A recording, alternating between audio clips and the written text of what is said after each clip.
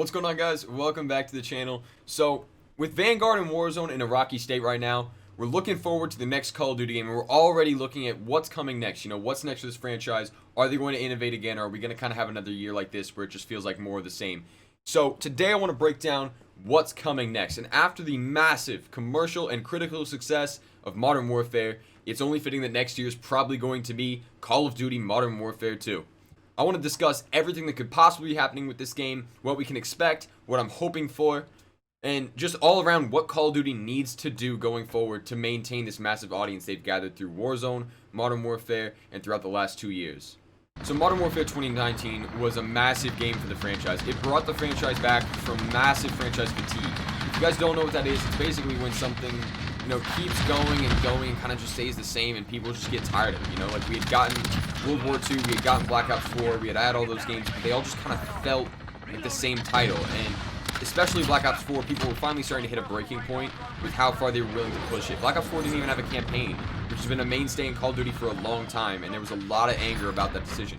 So here comes Infinity Ward. Infinity Ward is tasked with basically relaunching a franchise as Modern Warfare hadn't been seen since Modern Warfare 3, which came out even before Black Ops 2. It had been a long time since we had gotten a Modern Warfare game. The question was, is Infinity Ward basically going to put the nail in the coffin for the franchise and relegate it to a more or less B-tier series? Or are they going to bring it back and are they going to do something special? And they did something special. Modern Warfare completely changed the game. Old fans may not have enjoyed it, but on the new engine, they brought a completely new style of movement and feel to the game, making it feel much more modern, akin to more AAA shooters from the current day and age. The trailer had so much hype, everyone was ready to go dark with Captain Price, there was so much excitement, and the multiplayer looked absolutely insane. So needless to say, on launch, it sold like crazy. Pre-orders were through the roof. I believe they broke a franchise record for sales. The game did absolutely phenomenal, and it's what they needed at the right time. Infinity Ward innovated in almost every way they possibly could have. Now, Spec Ops didn't work the exact way that it was supposed to. It kind of wasn't very fun. But again, Spec Ops wasn't exactly the main point of the game. The multiplayer was really enjoyable. It had its problems. It had its camping. The maps weren't amazing at launch. But there was something about it that just felt so fun and just kept bringing people back.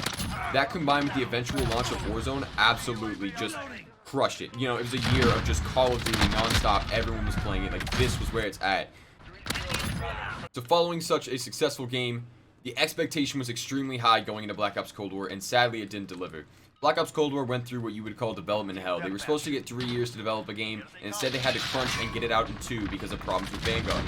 So considering this situation, Black Ops Cold War was on the old engine, and so all of that felt so good with Modern Warfare and so fresh and unique was suddenly gone. And so people still played the game, it sold like crazy, but it just didn't feel right, and it kind of set a tone for what was going to come in the future. Cold War still sold extremely well, but there was something missing. It felt very similar to Modern Warfare in a lot of ways. The user interface was the exact same. Many of the weapons felt very similar. It just felt kind of copy and pasted. But then there was something different, right? The engine was completely new, and one of the problems that came out of that is all of a sudden, all of these players who have spent a year just grinding Modern Warfare feel kind of alienated, right? Like all the new players that were used to that new modern feeling are playing something that feels like it's straight out of the early 2000s, and that was a problem. It just didn't hit with the Call of Duty community. So as fun as the game might have been for Sniping, I had a good time on it for Sniping. The game itself was kind of a disappointment for a lot of fans.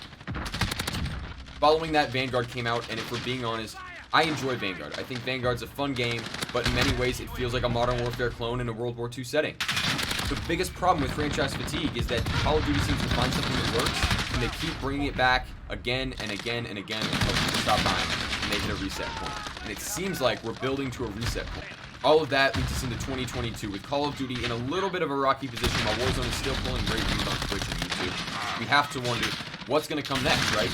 Modern Warfare 2 coming out, the most innovative game in the franchise probably since COD 4. The question now is it going to perform, right? Is it going to do well?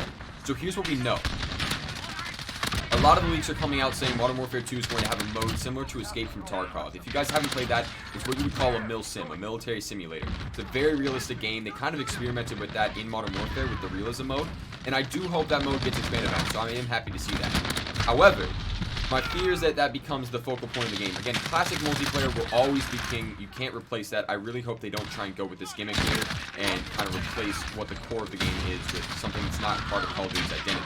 There's a lot of leaks saying that maps like Terminal will be in the game. I truly hope that's true. Terminal is probably the greatest Call of Duty map of all time. If you guys don't know about that, go check my map video where I talk about what makes a good Call of Duty map. In all seriousness, Modern Warfare 2 has big shoes to fill. Modern Warfare 2 is going to be responsible for how this franchise is going to look over the next 3 years. Because what it seems like is happening is Infinity Ward releases a game, and then the other two developing teams have to kind of build off of what Infinity Ward created, and then Infinity Ward will change it up again, and they will continue to build off of that. So my hope is that they change it up in a positive direction. If they set us down a path that's going to lead the game into a bad place, we're looking at a rough 3 years for Call of Duty. And with a lot of speculation saying that Call of Duty is going to move away from the 3-year development cycle and give developers an extra year, which would basically mean so you get a game every 2 years, something like that, give them extra time to work things out.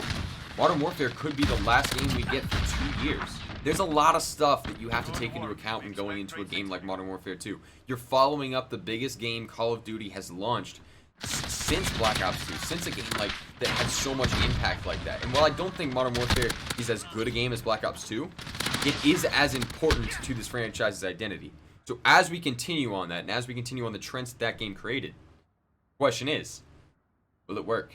Look guys, I'm going to be completely honest, I'm extremely excited for Modern Warfare 2. I personally love Modern Warfare, and while I see its flaws, and it has many, I think Modern Warfare had a profound impact on bringing this game into the future of gaming and not kind of leaving it as a relic of like the arena shooter kind of past, you know, something that we've kind of moved away from in recent years. So again, my biggest hope is that they innovate. If they do not innovate and they do not bring in something new, something that's going to catch people's eyes and make them go, hey, I'm not just spending $60 or $70 for the same game that I've bought 3 years in a row now, then it will be a success, and that's all you can really hope for. All you can hope for is that they do their best to provide a new experience. Does that new experience always work out? No, I mean, Modern Warfare had plenty of experiences they created that were brand new that did not work.